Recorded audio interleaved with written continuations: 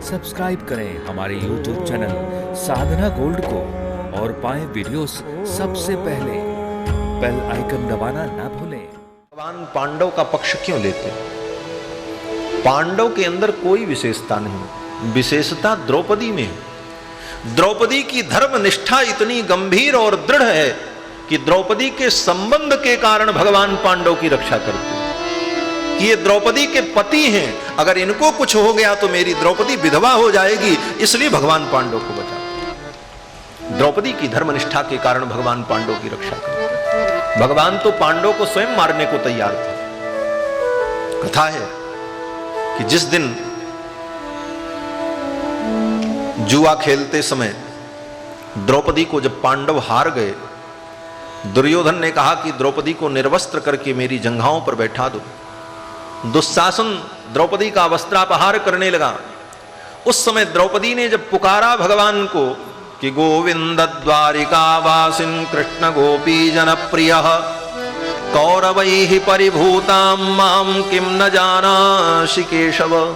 हे केशव, आज मैं कौरव की सभा में सीदित हो रही हूं, आपको पता नहीं? भो कृष्णाच्युत भो कृपालय हरे भो पांडवानां सखे। हे प्रभु, आप कहां हैं? द्रौपदी ने जब पुकारा भगवान को, उस समय भगवान द्वारकाधीश द्वारका में बैठकर रुक्मिणी जी के साथ चौसर खेल रहे थे। चौसर की गोट बिछी हुई थी, इधर रुक्मिणी जी विराजमान थी, इधर भगवान विराजमान थे। चौसर का खेल चल रहा था और तब तक द्रौपदी की वो करुण पुकार भगवान के कानों में आई। भगवान ने नेत्र बंद कर लिया और भगवान ने कहा, वर्धताम अविवर्धताम वर्धताम अविवर्धताम।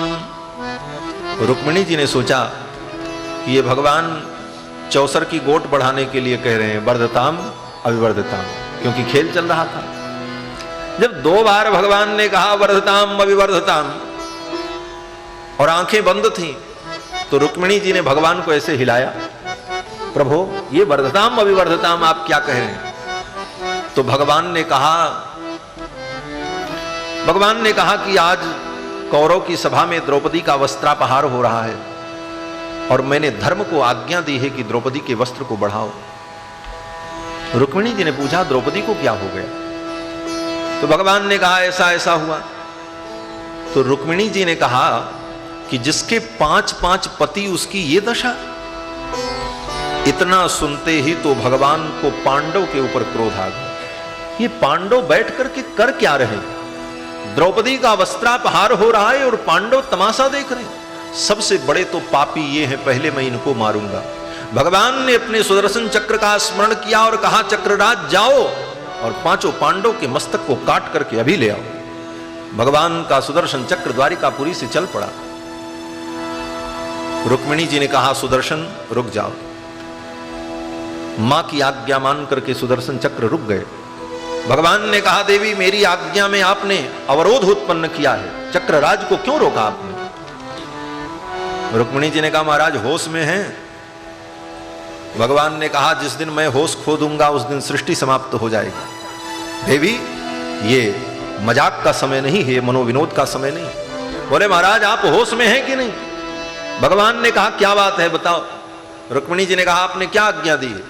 भगवान ने कहा, मैंने चक्र को आदेश दिया है कि पांडव के मस्तक को काट करके लाओ, क्योंकि अपराधी पांडव हैं। रुक्मिणी जी ने कहा, किसके लिए? अपनी भक्ता द्रौपदी के लिए? बोले हां। रुक्मिणी जी ने कहा,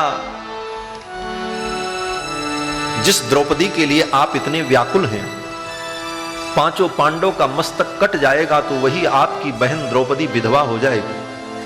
आपके सामने सफेद वस्त्र में जब आप आकर के खड़ी होगी तो आप उससे आंख नहीं मिला पाएंगे। जीवन भर के लिए आपको पश्चाताप होगा कि अपनी बहन को आपने स्वयं विधवा बना दिया।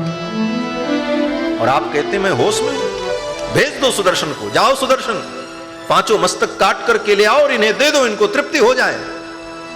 भगवान शांत हो गए। भगवान ने कहा, सुदर्शन रुक जाओ। देवी ठीक कहती। भगवान ने कहा, सुदर्शन रुक जाओ, और भगवान ने सुदर्शन चक्र को रोक दिया। क्यों रोका? भगवान उसी दिन पांडव को मार देते, लेकिन पांडवानाम निरसनम प्राप्तो द्रौपदी मंगल सूत्रार्थम, द्रौपदी के मंगल सूत्र की रक्षा के लिए भगवान ने पांडव को छोड़ा, नहीं तो भगवान ही पांडव को मार देते। ये द्रौपदी की धर्मनिष्ठा है। द्रौपदी के संबंध से भगवान पांडव की रक्षा करते। ये भक्त का संबंध भी बड़ा विलक्षण होता है। रावण ने इतने पाप किए, लेकिन भगवान ने रावण को दंड नहीं दिया। कब तक? बोले जब तक रावण का संबंध विभीषण से था। जिस दिन रावण ने विभीषण को त्याग दिया, तब भगवान ने कहा अब इसे दंड देना चाहिए। अस कही चला विभीषण जबहि, तो आयु ही न भये सब तबहि। जिस दिन विभीषण से संबंध समाप्त हो गया रावण का, भगवान ने कहा अब इसे मारना पड़े। भगवान के भक्तों से अगर संबंध है तो उस संबंध के कारण भगवान रक्षा करते हैं। इसलिए जीवन में हम भगवान की भक्ति न कर सकें कोई बात नहीं, लेकिन जो भगवान की भक्ति करने वाले भक्त हैं उनसे अगर हमारा संबंध है तो इस संबंध के कारण भी भगवान की कृपा हमारे ऊपर है।